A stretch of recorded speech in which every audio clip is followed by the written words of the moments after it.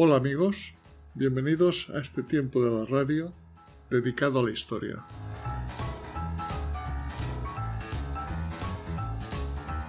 Echemos la vista atrás y situémonos sobre el año 1000 en la península ibérica.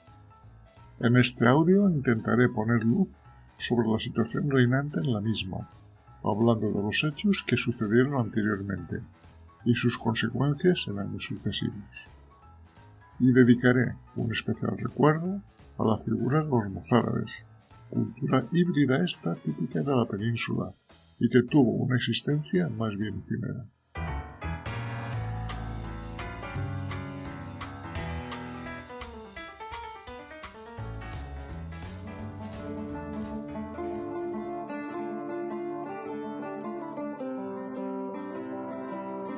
A finales del siglo X hubo algún califa que afirmaba que los cristianos eran incapaces de hacer flotar siquiera una tabla en el Mediterráneo, y no dejaba de tener razón, pues el mundo árabe dominaba Al-Ándalus, Baleares, Córcega, Sicilia y todo el norte del continente africano, y se permitieron el lujo de saquear Tarento, Bari, Roma y todo el litoral de Languedoc. Mientras tanto, en la península ibérica, un puñado de montañeses insumisos dispersos en los valles de Asturias y los Pirineos hacían frente como podían a los musulmanes. Bloqueados durante el siglo VIII, estos hombres siguen considerándose cristianos y luchan por no dejar de serlo. El emir de Córdoba no parece preocuparse en exceso por estos reductos formados por asnos salvajes, como los definía. Para vencerlos, usan la táctica de dejarlos aislados, evacuando las poblaciones que se hallaban en contacto con estos grupúsculos, creándose un espacio despoblado, vigilado por una línea de guarniciones colocadas en lugares elevados. El emir Abderramán III, cuando se proclama califa en Córdoba en el 929, fue el primero en comprender que los cristianos del norte eran algo más que un grupo de asnos salvajes, y que representaban una fuerza real. A sus espaldas tenían un mundo franco y un mar libre de piratas, que les permitía abastecerse de caballos, pescado, cereales. Sus valles son fáciles de defender, tienen pastos abundantes y se encuentra la mayor parte del mineral para obtener el hierro. Estos puñados de irreductibles lo son todavía más por su originalidad cultural, lingüística que por su fe. Entre ellos están los vascos, probables herederos de los íberos y sus hermanos de Navarra, los godos y los suevos, que llevan allí desde el siglo VI. Todos constituyen fraternidades guerreras cuyo valor ya había experimentado Carlomagno en Roncesvalles. Por último, indicar que todos tienen un único cimiento jurídico proveniente de siglos pasados, que es la lex gótica, surgida del derecho romano y de las costumbres visigodas. Al principio, la progresión de estos grupos es sumamente tímida. Cada año, al llegar el buen tiempo, cuando los animales se encuentran en los pastos de montaña, los hombres, convocados por orden de un rey que a menudo no es más que un jefe de tribu, efectúan una incursión hacia el sur, llegando hasta Vigo o Sagún o incluso hasta Valladolid y el Duero por el oeste, y por el este las correrías alcanzan hasta el Ebro. Estos éxitos en la zona ocupada, conseguidos con bastante facilidad, impulsan a algunos jefes a hacerse nombrar reyes, como es el caso de Castilla en Burgos en el 884, de León en Oviedo en el 912, de Navarra en Pamplona en el 925, mientras que en el este, en territorios de la actual Cataluña, no se va más allá del título de conde, porque en principio se trata de una zona de influencia carolingia. Estos progresos no representan un excesivo peligro para el nuevo califato, pero lo inquietan lo suficiente como para que el visir Al-Mansur y su hijo hagan retroceder brutalmente a los cristianos entre el 985 y el 1008, tomando Barcelona, Urgel y Compostela, entre otras ciudades. El gran momento de la reconquista todavía no ha llegado.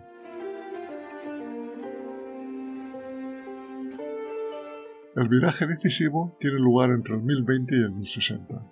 Por un lado, la resistencia del Islam se debilita, El califato agoniza y su autoridad acaba y aparecen las taifas. Por el otro, en este mismo periodo, atraídos por las reliquias de Santiago y la posibilidad de apropiarse de tierras o forjarse un destino, comienzan a cruzar los Pirineos grupos de peregrinos armados y los secundones llenos de avidez. Son tolosanos, provenzales, borgoñeses e incluso bretones. Unos siguen el camino hasta Compostela, otros se ponen al servicio de un agente público, se infiltran en el clero o forman barrios francos junto a los muros de un castillo condado. Entretanto, la situación social va cambiando. La alcaide de un castillo se rodea de familiares armados, los infanzones, que combaten a caballo, lo que se llamó caballería villana. Son tropas aguerridas que cuentan con un botín seguro y que en caso de tierras ganadas al enemigo se implantan en las mismas. Los de mayor rango social recibirán una tenencia, los otros alguna fortaleza arrebatada al infiel. Y todo ello con la bendición de la Iglesia, que desde el pontificado de Gregorio VII promete la salvación a quien haya hecho la Guerra Santa. Así, la Reconquista adquiere un impulso notable a partir del 1060, y más aún a partir del 1075, cuando los reyes, tras concentrar de nuevo su poder en sus manos, esta vez con firmeza, incrementan su fuerza campaña a campaña, tomando para sí las ciudades o cobrando las parias, tributo que les pagaban los jefes musulmanes vencidos. Con ello, el dominio real se convierte en base esencial del poderío de los monarcas hispanos. Gracias a él podrán multiplicar las concesiones de tierras a los recién llegados, pagar tropas de guarnición, restaurar los castillos. Además, la reapertura de los intercambios a partir del 990 en Cataluña provoca una afluencia de oro musulmán del orden de 30 kilos anuales que recibe el conde de Barcelona. Recaudador de impuestos, vendedor de esclavos, poblador de tierras reconquistadas, el príncipe hispánico del siglo XI es, muy probablemente, más rico, más envidiado y más servido que cualquier otro rey cristiano.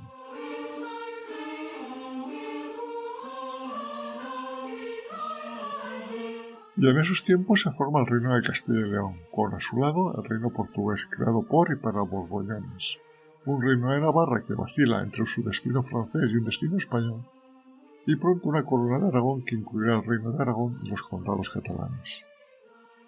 Coimbra, Salamanca, Segovia, Soria forman la línea alcanzada antes del 1070. Toledo es tomado en 1085, en una atmósfera de reencuentro con el pasado romano-godo. Zaragoza y Tortosa lo serán antes de 1120. La mitad de España está cristiana. Cierto que el Islam, como pronto se verá, todavía no ha dicho su última palabra. Cierto también que los problemas planteados por la repoblación de las tierras tomadas son inmensos, costosos y complejos.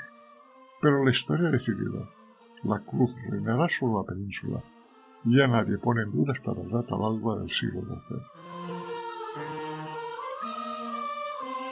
En el siglo XIII tiene lugar el embate decisivo, la batalla de las Navas de Tolosa en 1212, que deja libre el camino de Andalucía, y en una generación son conquistadas La Mancha y Levante, los valles del Guadiana y del Guadalquivir, el Algarve y las Baleares. Únicamente queda en la banda costera meridional alrededor de Almería, Málaga y Granada un reino musulmán residual, feudatario de Castilla, que empieza a aspirar lentamente.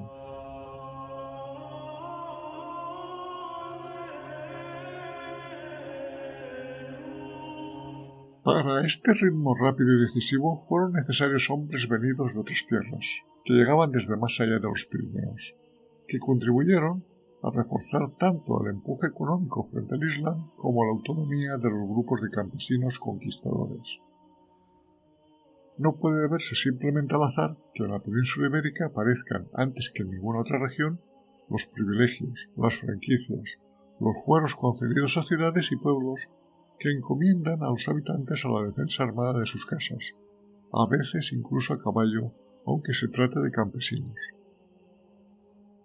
El avance posterior a 1150 no fue acompañado de ningún masacre ni de expulsiones.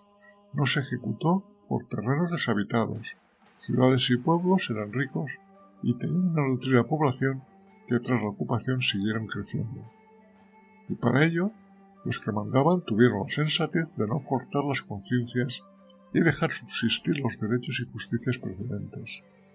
Esta actitud ha movido a algunos a creer que durante la fase de dominación musulmana, la arabización de la población nativa de la península fue muy superficial y que hubo, en todo momento, una fuerte proporción de cristianos en los territorios sometidos al Islam, lo que conocemos con el nombre de mozárabes. A poco que estudiemos los documentos de la época, eso no parece muy acertado. Con el fin de aclarar dudas, veamos cómo se les ingeniaron los conquistadores cuando llegaron a Toledo en 1085 y se encontraron a la misma con cristianos mozárabes, judíos y musulmanes.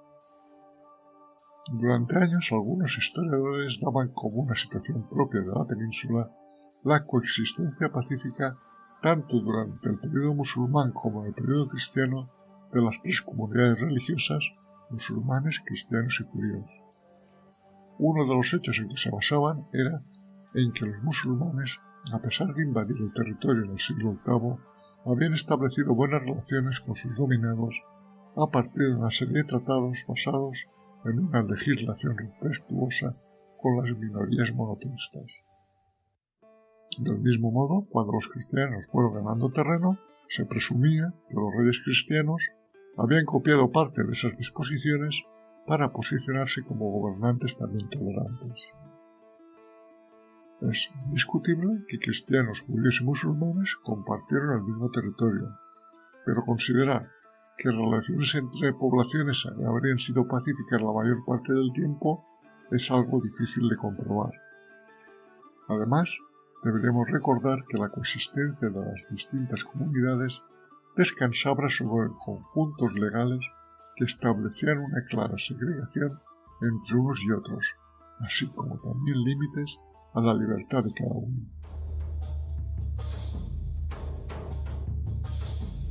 Pero vayamos al origen del problema.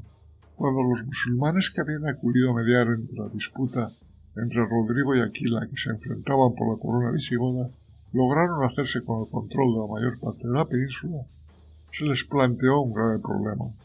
Ellos eran una minoría que tenía que actuar sobre una población nativa con numerosas y diferencias sociales y culturales entre ellos. Para solucionar el problema, se hizo indispensable mantener en sus puestos a determinados individuos visigodos que ejercitaban la autoridad en aquel momento a los que se les daba un trato de favor por parte de los invasores. Este trato debía ser concurrente con las recomendaciones coránicas relativas a la conquista y al trato dispensado hacia los sometidos.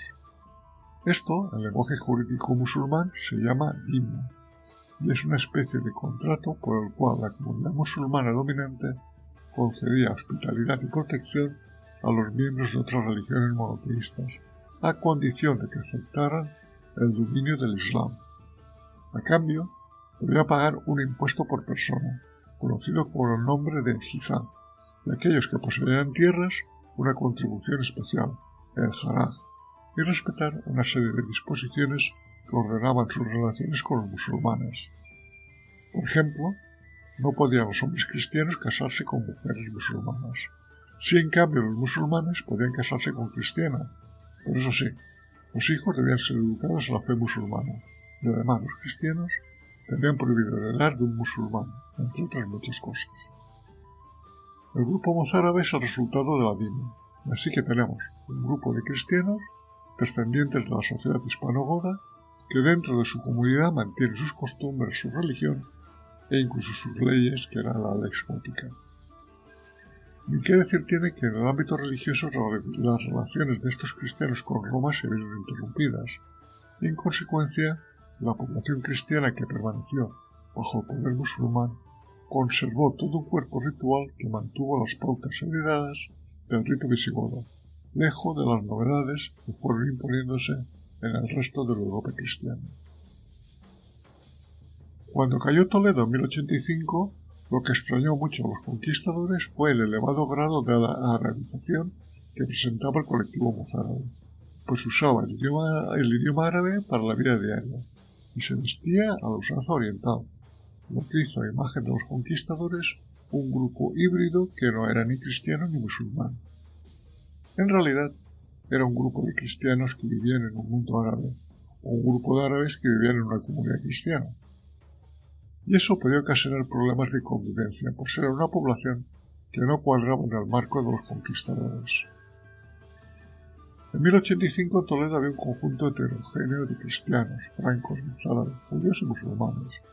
Los dos últimos fueron abandonando sus posesiones conforme al avance de los cristianos, y sobre ello hablaremos en sucesivos audios, pero para los tres primeros hubo que dictar fueros para cada colectivo.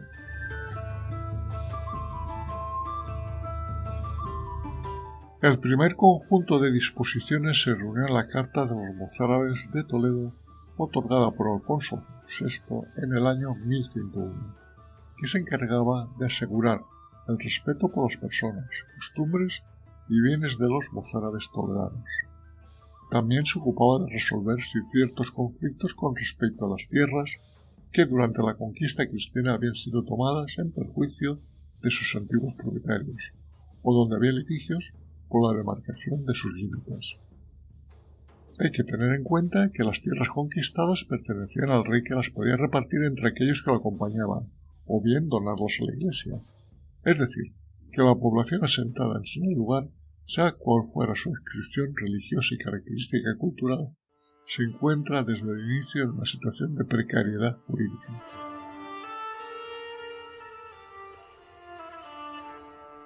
Tras la conquista de Toledo, Alfonso VI tuvo que afrontar la necesidad de repoblar la región. Una de las escasas posibilidades para hacerlo fue con mozárabes procedentes de la tierra de Al-Ándalus. Estos vieron con buenos ojos esta situación, pues la descomposición de la dinastía omeya, que de alguna manera les había permitido vivir como dhimis, convirtiéndose en taifas, les generaba inseguridad, ya que dependían de los avatares del reyezuelo de turno. Además, el avance de los cristianos del norte, con la esperanza de una próxima liberación, hacía que empezaran a ser vistos como una especie de quinta columna, y que los alfaquíes de la época no dejaran de recordar que los dhumis tenían un estatuto separado, subordinado a la comunidad islámica, y que debían vivir aislados de la misma. Así que un buen número de mozárabes se dirigió a repoblar las tierras de Toledo, y para hacerlo incluso más atractivo, Alfonso VI concedió un fuero a los mozárabes con determinadas cláusulas amigables, que permitían, por ejemplo, la celebración del rito mozárabe en las tradicionales parroquias de este grupo. Sin embargo, estableció que en las sanciones judiciales que pudieran producirse, éstas debían seguir las disposiciones de los castellanos. Pero hubo muchos mozárabes que siguieron viviendo como dhimis en las zonas de influencia árabe, hasta que en 1145 llegaron los almohades, y estos entendieron muy poco esa gracia especial que se tenía con aquellos creyentes monoteístas, así que decidieron de propia voluntad hacer una limpieza, y tanto a cristianos como a judíos se les ofreció o bien se convertían al Islam o debían ser expulsados. Y como por aquellas épocas no había ni aves ni autopistas y no estaba nada claro el futuro en su nuevo lugar de residencia, la opción de convertirse al Islam fue la elegida en su mayoría. Así, después de 1212, en que los almohades fueron derrotados en las naves de Tolosa, en todas las ciudades y territorios que fueron conquistadas por las fuerzas cristianas no había ni un solo mozárabe.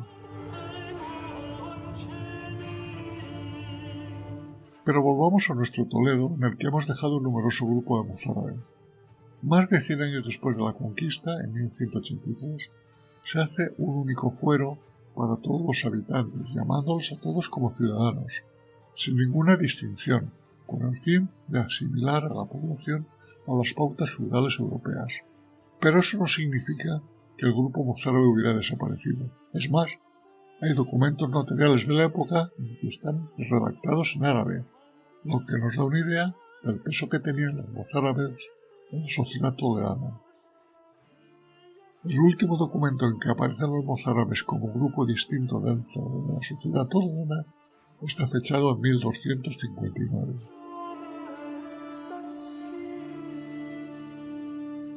Y en el aspecto religioso también los conquistadores unificaron criterios. A la conquista de Toledo fue nombrado arzobispo Bernardo de Sevirac, monje cluniacense, lo cual significó que el cargo de mayor jerarquía dentro de la estructura eclesiástica peninsular pasó a estar en manos de un representante de la línea más intransigente de la Iglesia de Roma. En el tiempo en que fue arzobispo, calificó al rito mozárabe como la superstición de Toledo. Además, reconoció a Roma como única potestad para sancionar usos litúrgicos, nombrar a los ocupantes de cargos eclesiásticos y aplicar el derecho canónico, por lo que a los mozárabes se les retiró el derecho de elegir a su patriarca, y los ritos de la Iglesia debieron ser reformulados al estilo romano. Y para ahondar aún más en esta idea, Bernardo consagró como catedral de Toledo a la Gran Mezquita, quitándole esta dignidad a la antigua basílica de Santa María de gran tradición entre los mozárabes. Así que con el paso del tiempo, las garantías inicialmente propuestas para los mozárabes por los conquistadores cristianos fueron diluyéndose como azucarillos en el agua del Tajo. Como resumen, podemos decir que tras la conquista cristiana se dio comienzo a un proceso que concluirá, más pronto que tarde, con la estructuración de una sociedad manifiestamente católica y feudal, que se mostrará al correr del tiempo cada vez más intransigente con los que no comulguen con sus ideas.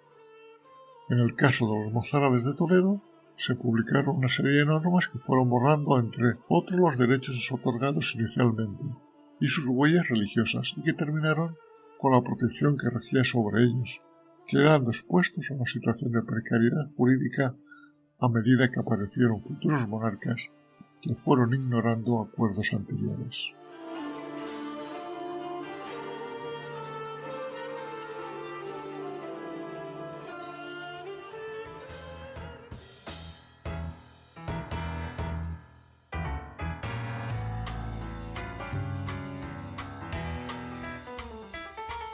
Si estás interesado en otros temas de historia, nos puedes seguir en YouTube en el canal Desde mi Retiro y en iVoox, Spotify y Google Podcast en el canal Un poco de Historia. Este proyecto radiofónico, creado desde mi retiro en la España profunda, es una realización, para bien o para mal, de José Luis García, ciudadano del mundo.